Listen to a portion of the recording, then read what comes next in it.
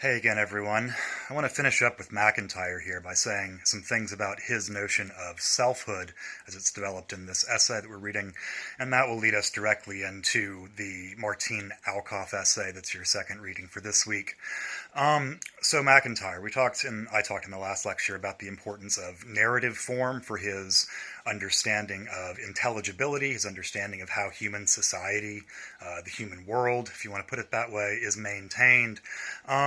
Well, the notion of narrative is also central for his understanding of what a self is, how we should understand ourselves as selves. What do you think of as your true self? What do you think really defines you? It's a difficult question to answer because usually the answer leads people into particular instances. Is it who I am when I'm alone? Is it who I am according to the people who know me best? Is it who I am when I'm at my best? Is it who I am when I'm at my worst? Anyone might give any number of these answers. MacIntyre kind of subverts all of those sorts of answers by saying, no, your true self is really only definable as the narrative that links any of these various instances in an intelligible way.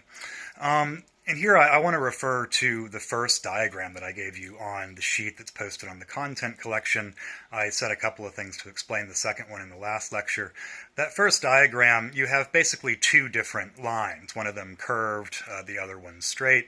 The straight line there you can think of as representing just the totality of all of your moments, just everything that happens to you, everything that you do, just the kind of flat line of every occurrence in your life.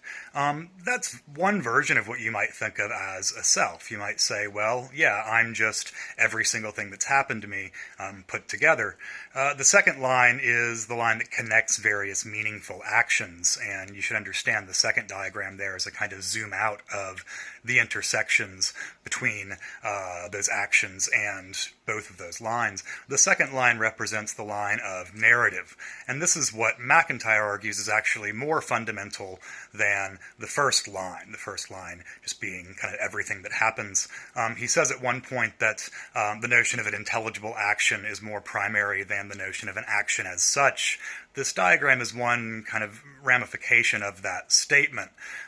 It's illusory to think that the real self, the real truth, is that sum of everything that happens. The real self and the real truth is what we construct as a self and construct as a truth by meaningfully connecting these various actions that we partake in. Right?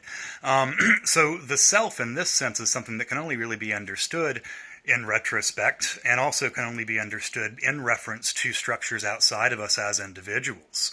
So any of these, if you think of of your life as one of these kind of bouncing lines connecting various actions in various ways, well, what a particular action means for your narrative is going to change depending on how the narrative develops after the fact, right? And this is a kind of common occurrence that you can point to, that anyone can point to in their own personal histories, right? The decision of where you chose to go to college will mean something different whether you're very successful in your life or whether you're not very successful in your life. Relationships that you have started or have ended at various times will mean different things to you depending on where your life goes in that kind of department.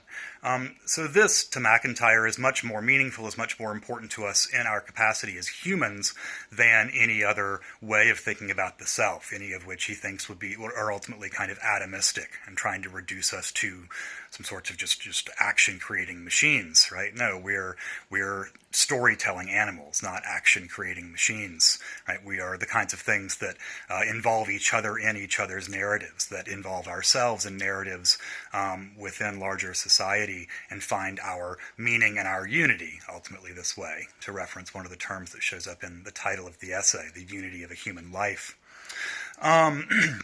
The second point that I want to get to here has to do with what MacIntyre does with accountability.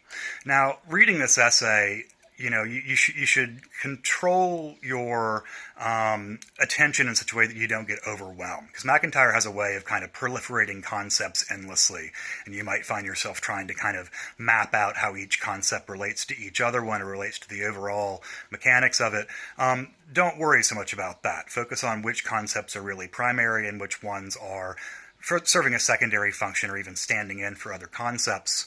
The notion of accountability, as MacIntyre treats it, is very closely related to the notion of intention, which I talked about a fair amount last time, right? Intention is what generates stories out of individual actions, or generates narrative structures out of individual actions or individual encounters. Well, in a certain way, accountability is the other side of intention. To say that someone has an intention in doing a certain action is to say that they are enacting a certain narrative, as we said last time. It's also to say that they are accountable for that action. So, again, referencing last time when I gave the example of the insane and the difference between how they are treated in court and the way that the rational, the perceived to be rational, are treated in court, is largely one of accountability. And saying that the insane can't be treated intelligibly is to say that they can't be held accountable in the same way as everyone else. What I want to emphasize here is that this understanding of accountability, as MacIntyre articulates it, I think is on the one hand necessary for the maintenance and sustenance of society, of civil society, of the human world, of our separation from the state of nature.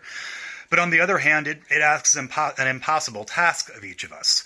Accountability means to align the true self with any role that it might in the past have played, right? And the problem with that is not that there is some true self transcending any of those roles, or that there's something kind of secret and inaccessible to the self that is not exhausted in any particular thing that you do or any particular role that you fill in a narrative in society.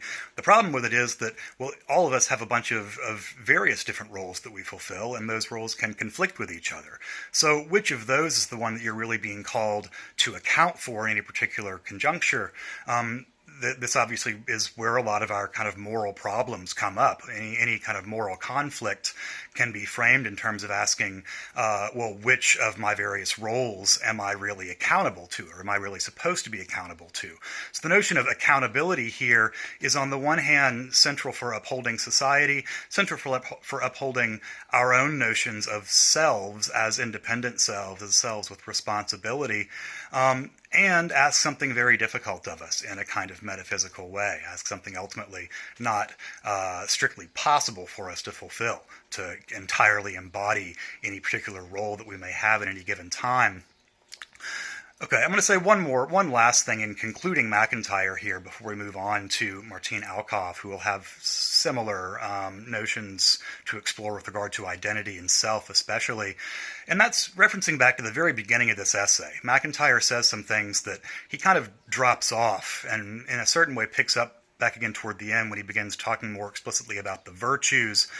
I haven't said a whole lot about the virtues, in part because that's just one of the more explicitly ethical themes, and this is not an ethics class. But what MacIntyre says at the beginning of this essay is that what he's trying to articulate is a notion of society and a notion of self that's compatible with the pre-modern notion of the virtues. So he's talking to people who are trying to interpret, Plato and Aristotle and other ancient philosophers in modern terms, and he's saying that, well, your understanding of their notion of the virtues doesn't make sense because you're thinking about it with a modern mind. So in a certain sense, what MacIntyre sees himself as doing here is reaching back behind modernity, back behind